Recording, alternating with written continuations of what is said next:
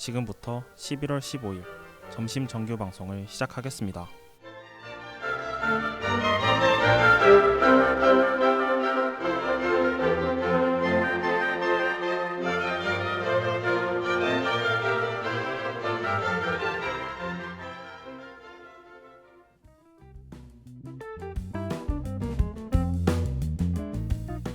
메이데이.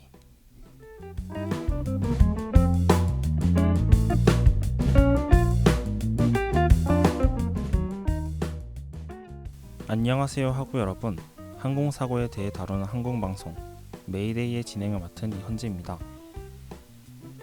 여러분들은 비행기 사고가 어디에서 발생한다고 생각하시나요? 주로 하늘에서 땅으로 추락하는 것만 생각하시는 분들이 많으실 텐데요. 하지만 비행기도 자동차처럼 지상에서 충돌할 수도 있습니다. 아마 의아해하시는 분들이 있을 텐데요. 오늘 방송에서 이러한 사고에 대해 다루어 보겠습니다.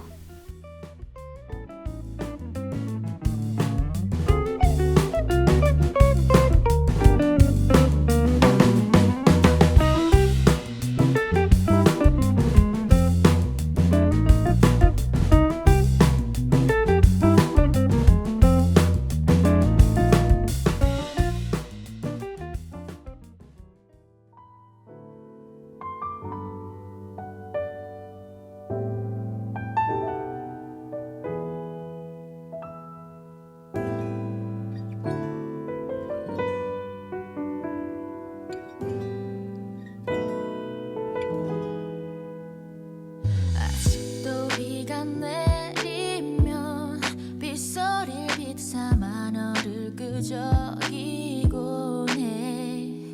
괜찮지 않아 난 내일도 알람이 아닌 그리움이 날 깨울 게 뻔해. 난 다시 한번 날 너 안고 싶어, 잡고 싶어. 너의 반짝인 눈 속에서 날 보고 싶어. 이렇게 널 보내고 왜 속에 살고 있어. 혹시 노래 듣게 돼도 그냥 듣고 흘려줄래. 난 나에게 돌아오지 마. 날 보지 마.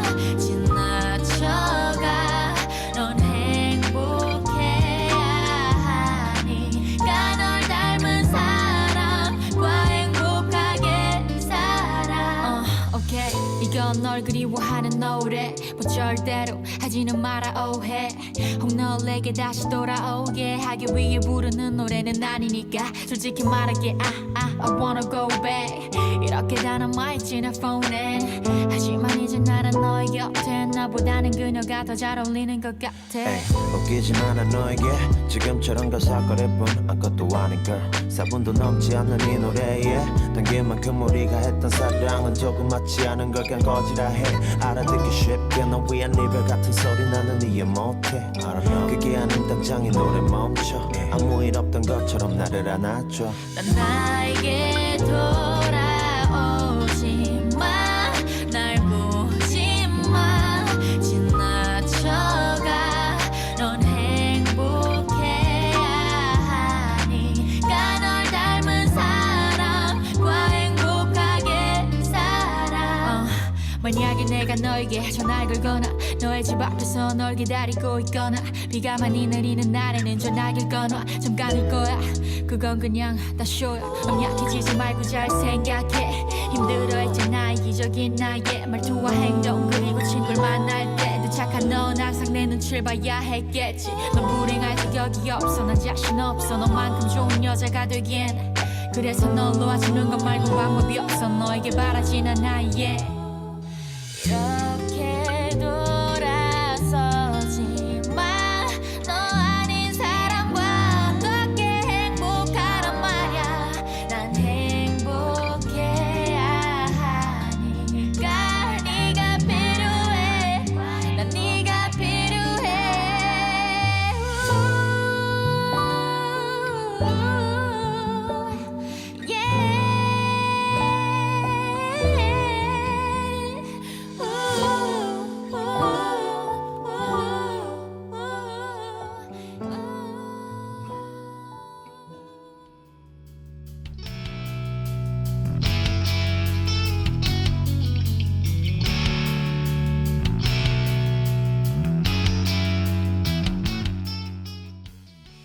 사고 브리핑.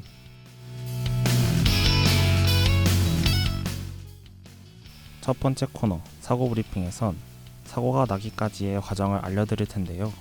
이번 주 소개해드릴 사고는 테네리페 참사입니다.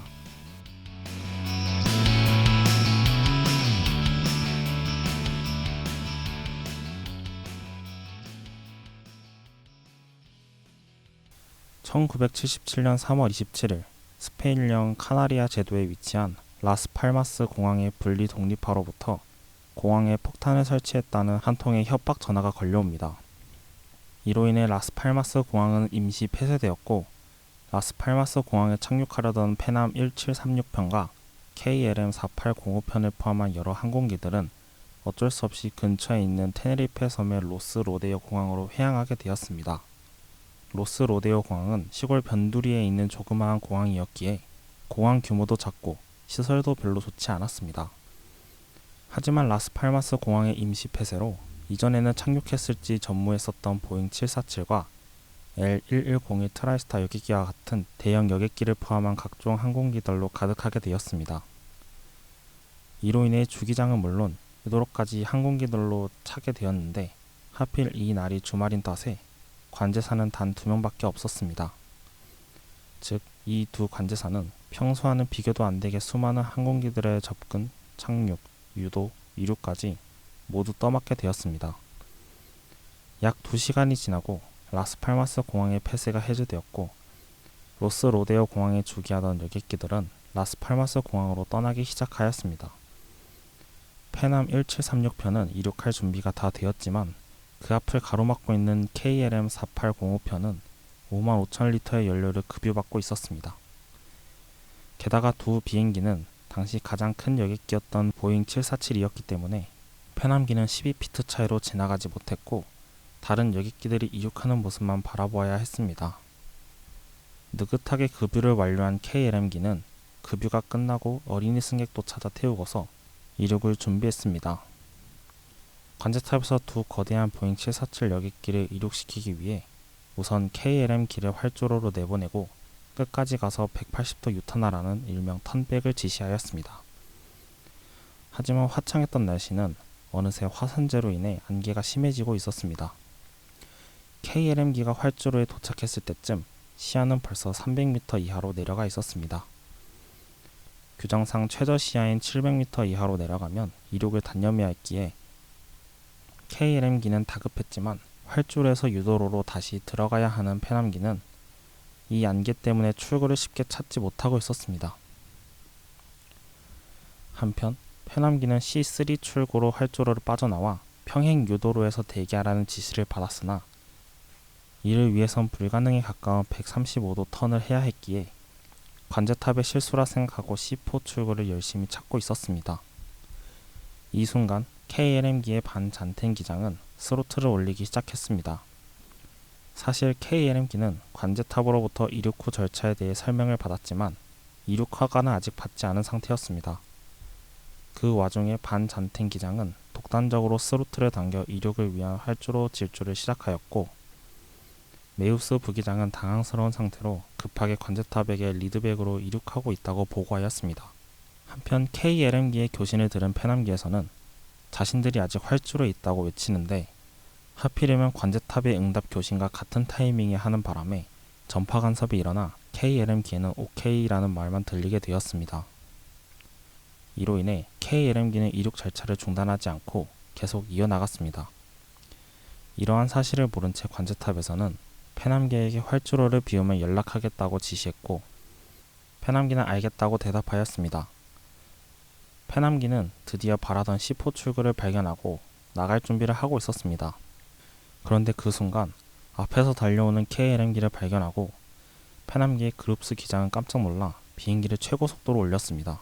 KLM기 역시 페남기를 발견하고 깜짝 놀라 비행기를 띄우려고 애썼고, 막 이륙 결심 속도를 넘긴 KLM기는 간신히 충돌 직전에 뜨는데 성공했습니다. 하지만 충돌을 피하기에는 이미 너무 늦은 상태였습니다. 1977년 3월 27일 오후 5시 6분 KLM기 4805편과 페남 1736편은 로스 로데오 공항 활주로 위에서 충돌하고 말았습니다. KLM기에 타고 있던 248명은 모두 사망하였고 페남기에서는 281명이 사망, 겨우 61명만이 생존했습니다.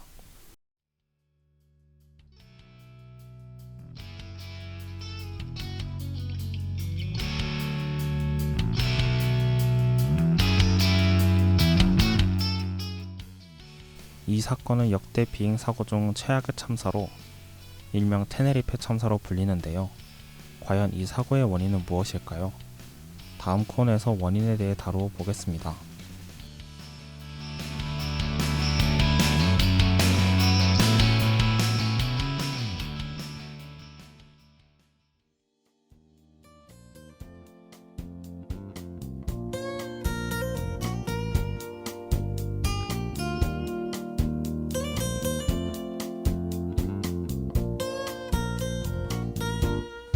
사랑한단 말로는 사랑할 순 없군요. 그대 상처 주네요. 나의 뻔한 그 말이 너무 쉽게 뱉은 말. 너무 쉬운 사랑은 다 거짓말이죠. 그래 다 거짓말이죠. 무엇을 원하는지 얼마나 힘든 건지 신경 쓰지 않죠. 또 쉽게 넘어갔나요? 많이 힘들었나요? 그대가 오늘은 헤어지자 말해요. 정말로 사랑한담 기다려주세요. 사랑한단 그 말들도 당신의 행복 하나 진심만을 원하죠. 정말로 사랑한담 기다려주세요. 그댈 위해 참아줘요. 당신의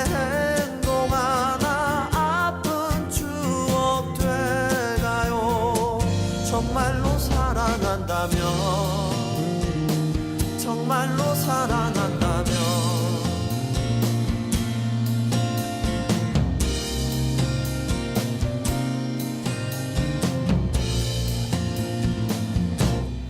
사랑한단 말로는 사랑할 순 없군요. 그대 기억하나요? 나의 뻔한 그 말이 그대 눕게 했던 밤. 너무 깊은 그 밤은 다 지나가네요. 모두 다 지나갔군요. 무엇을 말했는지 얼마나 원했는지 기억하지 않죠. 그대만 지쳐가나요? 많이 힘들었나요? 그대가 오늘은 헤어지자 말해요. 정말로 사랑한담 기다려주세요. 사랑한단 그 말들도 당신의 행복 하나 진심만을 원하죠. 정말로 사랑한담 기다려주세요. 그댈 위해 참아줘요. 당신의 행복 하나 아픈 추억 돼가요. 그때 또 앞에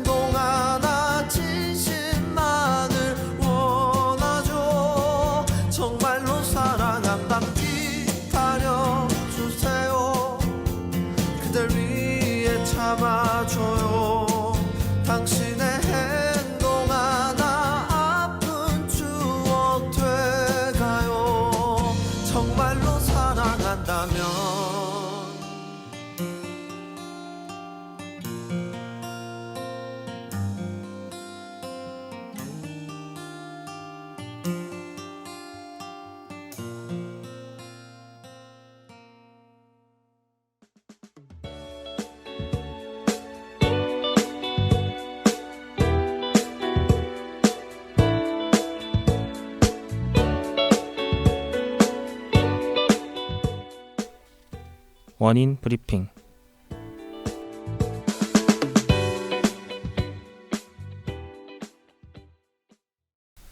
이번 사고는 여러 가지 원인이 겹친 인지였는데요.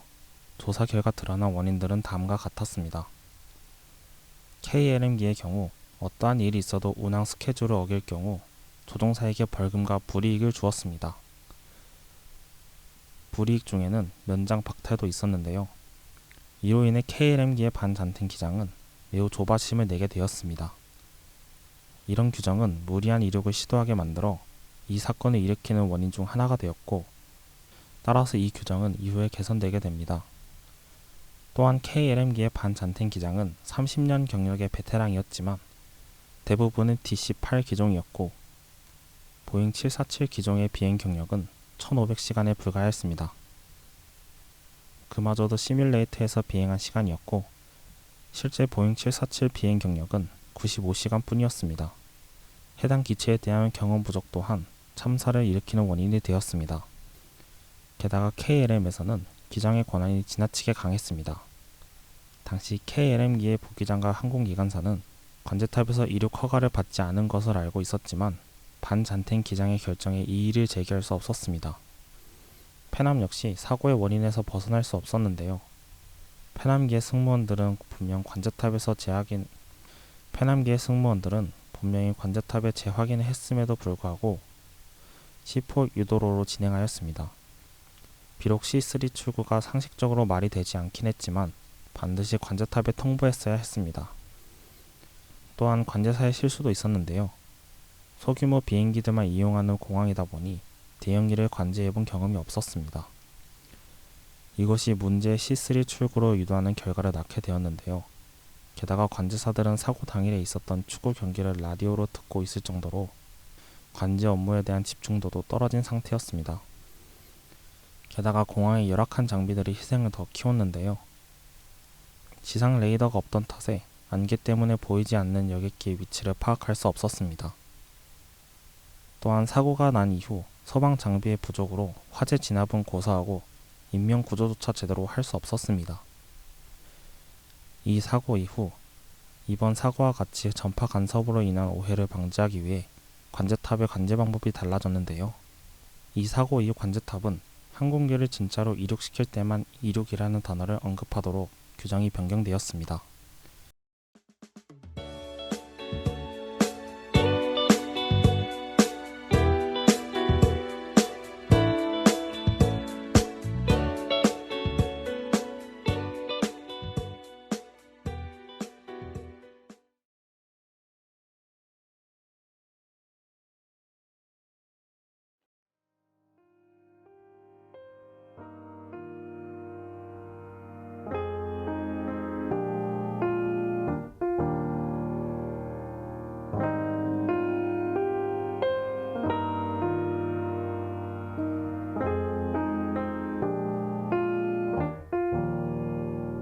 난 왜 네가 가진 것들을 부러워하는 걸까? 감당하지도 못할 것들을 손에 꼭 쥐고서 여기서 무얼 만큼 더 나지고픈 걸까? 너도 똑같은 거다 아는데 내가 이기적인 걸까? 많이 가져도 난 아직 너 같진 않아. 아픈 기억도 위로 매일 혼자 걸어나. 아플 걸 알아도 자꾸 마음이 가나봐. 그래서 자꾸 내게 욕심을 내나봐. 날 그대여 이름만 불러봐도 맘이 벅차요. 난 더 크게 되어 널 가득 안고 싶고 그래요.